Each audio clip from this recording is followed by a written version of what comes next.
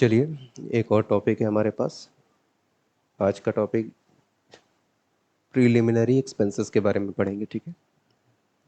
Alright, start करते हैं यहाँ से। प्रीलिमिनरी एक्सपेंसेस का मतलब होता है कि कंपनी बनाने के वक्त जितने भी खर्चे होते हैं उसको सब उनको एक एक्सपेंस हेड में रखते हैं, उसको बोलते हैं प्रीलिमिनरी एक्सपेंसेस। ठीक है, आइए समझते हैं इसको। एक्सपेंसेस जो कि इनकर्ड होते हैं on the formation of a company are termed as preliminary expenses. जितने भी एक्सपेंसेस आपके जितने भी एक्सपेंसेस क्या होते हैं, फॉर्मेशन कंपनी बनाते वक्त होते हैं, उसको बोलते हैं अपन प्रीलिमिनरी एक्सपेंसेस। अच्छा, इनमें क्या क्या होता है, इन एक्सपेंसेस के अंदर क्या क्या इंक्लूड होता है। पहला, expenses incurred on the preparation and printing of various documents needed for registration of a company. देखो, कंपनी को रजिस्ट्रेशन करने में ना अपन को बहुत सारे डॉक्यूमेंट्स लगते हैं, है ना। कंपनी को स्टार्ट करने के लिए आपको तमाम तरह के कागज़ों की ज़रूरत पड़ेगी। उनको आप प्रिंट करवाते हो, टाइप करवाते हो, अलग अलग डॉक्यूमेंट अलग अलग गवर्नमेंट ऑफिशियल को आपको देने पड़ेंगे। उन सब डॉक्यूमेंट का जो खर्चा होगा वो कहाँ जाएगा, प्रीलिमिनरी एक्सपेंसेस में। ठीक है। अच्छा, दूसरी चीज़ जो इसमें होती है, इन एक्सपेंस को इनके अंदर होती है, वो है stamp duty and registration fees of these document. अभी क्या है ना, जो डॉक्यूमेंट आपने बनाया पहले स्टेप में, इन डॉक्यूमेंट्स पे क्या करते हैं अपन, स्टैंप लगवाते हैं, रजिस्ट्रेशन करवाते हैं, इनको एक तरह से लीगल बनाते हैं इन कागज़ों को। ठीक है, क्योंकि हम लीगल बिजनेस करने आए हैं, तो हमारे सारे जो पेपर वर्क है वो भी अब एकदम क्लीन और अप टू डेट होने चाहिए और लीगल होने चाहिए। तो इनको करने के लिए भी क्या लगता है, फीस लगती है। उन फीस को भी कहाँ रखेंगे अपन, प्रीलिमिनरी एक्सपेंसेस में रखते हैं। ठीक है।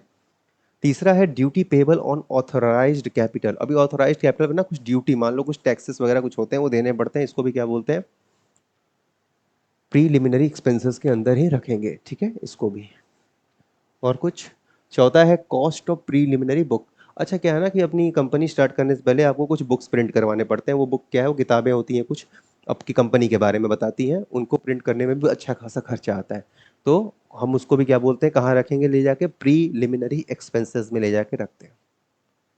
ठीक है, इस किताब का नाम भी क्या है, प्रीलिमिनरी बुक्स। मतलब कंपनी शुरू करते टाइम भी आपको कुछ बुक्स प्रिंट करनी पड़ती है। ठीक है। अच्छा, पॉइंट नंबर ई है, in case of the company has been formed to purchase a running business, the fees charge by accountant or valuer valuing the assets and liability of the business. अभी ये point जो ई है ना, ये अलग है। ये क्या है कि आप एक कंपनी बना रहे हो किसी दूसरी कंपनी को खरीदने के लिए। देखो, समझो, a company has been formed to purchase a running business। For example, कोई एक बहुत बड़ी कंपनी है इंडिया की, ठीक है, वो किसी दूसरी कंपनी को परचेज करना चाहती है, उसको खरीदने वाली है। तो उसको अब क्या हो रहा है, एक कंपनी बन रही है दूसरी कंपनी को खरीदने के लिए। तो उसने कहा कि बड़ी कंपनी कहती है कि हम एक कंपनी बनाओ अपने नाम की, और इस छोटी वाली कंपनी को क्या करो, परचेज कर लो। तो अभी इसको परचेज करने के लिए क्या देना पड़ेगा, सामने वाली पार्टी को आपको उसके पूरे बिजनेस को वैल्यू करना होगा, और उसके बाद उसके एसेट्स और लाइबिलिटी के हिसाब से उसको पेमेंट करनी पड़ेगी। अभी ये करने के लिए कौन कौन लगते हैं, फर्स्ट ऑफ ऑल आपके चार्टर्ड अकाउंटेंट्स, सीए लगेंगे। सीए लगेंगे। दूसरा कौन लगेगा भाई, बिजनेस को वैल्यू करने वाले, ठीक है, वैल्यूअर लगेंगे, जो वैल्यू करते हैं पूरे बिजनेस को। अब इन सब की फीस होती है, ठीक है ना।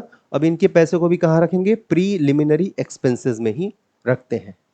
वैल्यूअर की फीस, अकाउंटेंट चार्टर्ड अकाउंटेंट्स की फीस, ठीक है, इन सब की फीस क्या करेंगे, प्रीलिमिनरी एक्सपेंसेस में ही रखेंगे। अच्छा, एक पॉइंट है, देखिएगा, as per accounting standard 26 the preliminary expenses are to be written off in the year in which they are incurred. मतलब अकाउंटिंग स्टैंडर्ड हमारा जो 26 है, वो ये कहता है कि जितने भी आपके प्रीलिमिनरी एक्सपेंसेस हुए हैं, बिजनेस जब आप स्टार्ट कर रहे हो तो जितने भी आपके खर्चे हुए हैं उनको आप उसी साल हटाओगे, राइट ऑफ करोगे बुक्स ऑफ अकाउंट से। कब, जिस साल वो खर्चे हुए। फॉर एग्जांपल 2024 में कोई बिजनेस स्टार्ट किया, तो एक्सपेंसेस तो 2024 में ही लगे होंगे आपके। 2024 में कोई काम शुरू करोगे तो तो खर्चे 2024 में ही तो होंगे, 2025 या 2023 में तो होंगे नहीं। तो अपना अकाउंटिंग स्टैंडर्ड जो 26 है वो ये कह रहा है कि इन खर्चों को आप उसी साल राइट ऑफ करोगे जिस साल ये खर्चे हो रहे हैं। यानी कि अपने एग्जांपल में 2024 में खर्चा हुआ ना, तो 2024 उसी साल अपना एंट्री पास करेंगे इनको, सारे एक्सपेंसेस को राइट ऑफ करने की, हटाने की। ठीक है। they should be written off first from securities premium reserve account and in the absence from the statement of profit and loss in the same year। देखिए यहाँ पे in the same year यहाँ भी लिखा है। मतलब जो भी खर्चा, इसको ऐसे समझो कि जो भी खर्चा आपके प्रीलिमिनरी एक्सपेंसेस के नाम पे हुआ, जितना भी खर्चा आपने किया एक कंपनी को बनाने के लिए, उन खर्चों का जो भी हिसाब होगा आपका, उसको एडजस्ट करेंगे। एडजस्ट मतलब कि उसको कहीं ना कहीं ट्रांसफर करेंगे भाई, या तो उसका पैसा कहीं से मिले। तो वो पैसा कैसे एडजस्ट होता है? पहला तो हमारे पास क्या है, सिक्योरिटीज प्रीमियम रिजर्व अकाउंट। हम यहां से इस प्रीलिमिनरी एक्सपेंसेस को एडजस्ट कर सकते हैं, क्योंकि इस रिजर्व में पैसे होते हैं। अब इस रिजर्व से अपन क्या कर सकते हैं, इस खर्चे को सेट कर सकते हैं, सेट ऑफ कर सकते हैं। अगर तो ये अकाउंट नहीं है आपके पास, तो फिर आपके पास एक आखिरी तरीका बचता है, statement of profit and loss. मतलब P&L, profit and loss account में जाके आप इन खर्चों को बंद करेंगे। ठीक है। अब प्रॉफिट एंड लॉस अकाउंट का पूरा नाम क्या होता है कंपनी के केस में? Statement of profit and loss account. ठीक है, याद रखिएगा। उसी साल आप नेक्स्ट ईयर ये काम नहीं कर सकते। जिस साल खर्चे हुए उसी साल आपको इन खर्चों को अपने प्रॉफिट एंड लॉस अकाउंट में दिखा के बंद करना होगा।